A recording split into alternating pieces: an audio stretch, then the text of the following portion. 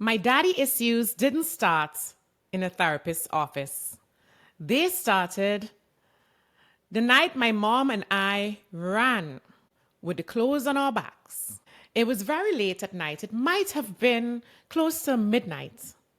Loud noises on the roof, my mother's trembling voice, and the fear of a world that suddenly felt unsafe. That night, I didn't just leave a house. I left a sense of security, a sense of childhood, and the version of myself that believed the world was safe. I never went back. And that was the night my daddy issues began. This is the episode I never thought I'd record. For years, I carried this story in silence. And today, I'm finally ready to share the truth. Not to blame, but to heal. And maybe to help you heal. This is Basia TV Podcast with me, Just Basia. Media mogul and the legend agent to the biggest names in international cricket. This is Basia TV Podcast with Basia Powell. This episode is brought to you by 124 Nut Out Sports Agency. Welcome to the next level. From ages 4 to 16, my father was largely absent. He was a ghost who was alive, but emotionally missing. I didn't have warm, comforting memories of him as a little girl. I had moments of confusion, fear, and a longing that I didn't even understand yet. After my parents divorced, I rarely saw my dad. The few times I did, it was complicated, charged with tension, disappointment, and sometimes outright emotional distance. My mother's family didn't trust him, and honestly, some of their warnings were valid. But even though they strongly disliked him, I would say, he was still my father. Their words about him, no matter how justified, it affected me deeply. I loved him, but I also feared him or the version of him they described. And there was one night, that night that defines so much of my relationship with him, with men, and with myself. I need to tell you guys something. You know, I don't wear regular sleepwear like nightgowns and the type that you get at Victoria's Secrets and stuff. I only wear sleepwear that I can leave the house in if I have to. Because of that night. Not because of fashion. Not because of the fact that I don't like a nightgown, but because that night left an imprint. It's a small daily reminder of the resilience I've had to cultivate from a young age. And it's a choice I made and that I make every day to honor my boundaries, protect myself, and assert my independence. Because I never heard my father say, I love you as a little girl, I carried an unspoken hunger for validation from men. The first time a boy or a young man told me I love you, I believed them completely because I had no other reference point and I was simply hungry to hear those words from my man. I didn't know what love should feel like, so I mistook attention, affection, and even chaos for love. My early romantic relationships mirrored patterns I saw in my father. I was drawn to wounded men. I was addicted to the drama. I didn't know what to truly look for in a partner.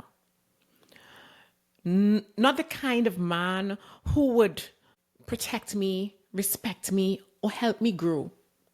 I had to learn by trial and error, by heartbreak, and by observing the world around me. I was fortunate to witness examples of healthy love in other families. My uncle-in-law's devotion to my aunt showed me what respect and care could look like. But even with those examples, I struggled with my own choices. I had to find my way on my way, often the hard way. My father was a wounded man. He carried his own trauma, and that shaped the way he interacted with me. There were moments of genuine love, advice about life, business, and politics that I still carry with me today. But there were also moments of harshness, criticism, and emotional absence that cut deeply. The truth is, he abandoned me emotionally first. And because of that, it's been difficult for me to truly trust men fully, even now. It's hard to separate the memory of the father I needed from the father I had. It's hard to love someone when you've never fully felt the love you long for as a child. Because of how I saw my father treat women, I became fiercely determined to be independent financially, emotionally, and mentally. I truly learned to rely on myself in ways that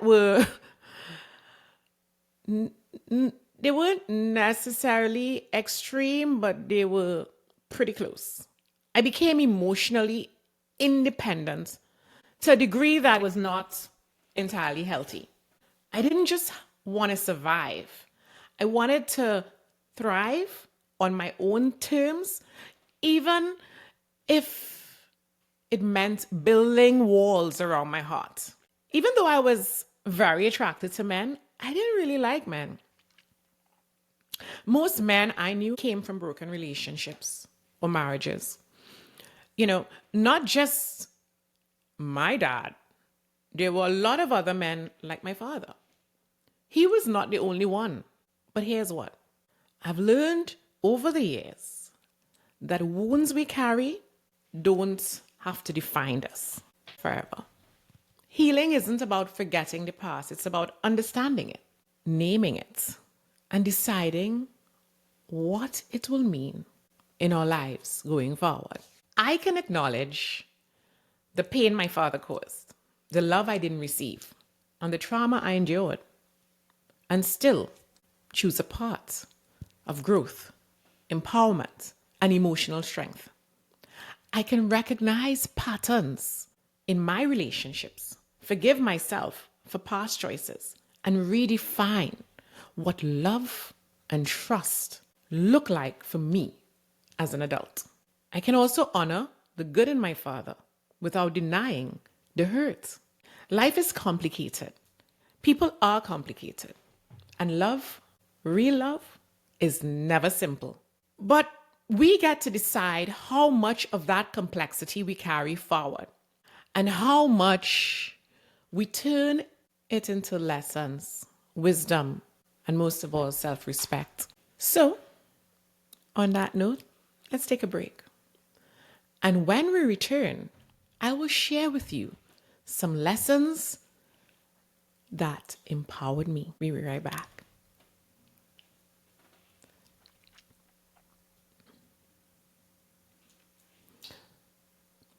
Hey guys, don't forget to check out our new podcast for Gen Zs called Z Views Podcasts, available on Basia TV YouTube channel. Take a look. What does protecting your peace mean to you personally? It means that I protect my peace. That's what it means. I mean, when I think of like protecting my peace, I'm thinking like mental, like your mental health. I mean, for different people, it's probably different things, of course. But for me, I say it's mental health, because if you don't got mental health, you don't really got anything. So. Yeah. Once protecting your mental peace for me is like just being happy. Make sure you're happy. Make sure you're good. If you're good, everything else is gonna be good. That's nice. I know. That's very positive of you, Yeah. Well, it's protecting peace, and this is gonna be a peaceful podcast, hopefully. So, RJ, hopefully. I want you to be on your best behavior and on that. You're gonna tell me to be on my best behavior? No. Just But Megan, what do you have to say? I think like protecting my peace means just choosing like calm over chaos and just like having my boundaries with people and choosing to be in like calm environments and creating calm environments around me. So it just doesn't like make me anxious or make me stressed out. Hey guys, welcome back. Don't forget to take a look at our Gen Z podcast, Z Views podcast. These guys are amazing. And you can like and subscribe on Basia TV podcast, Basia TV channel on YouTube and Spotify, Apple Podcasts, everywhere you get your podcasts. And don't forget to share with at least 2 of your friends, you know? So back to my topic, daddy issues, the truth I never shared. Here's what I want you to take from my story. These are the lessons. Lesson number 1, trauma doesn't define your worth. Not even an Ivy League education can heal your trauma. At the root of every great comedian is some form of daddy or mommy issues he or she had to eventually convert into comedy. Lesson number 2, emotional independence is powerful, but balance is key.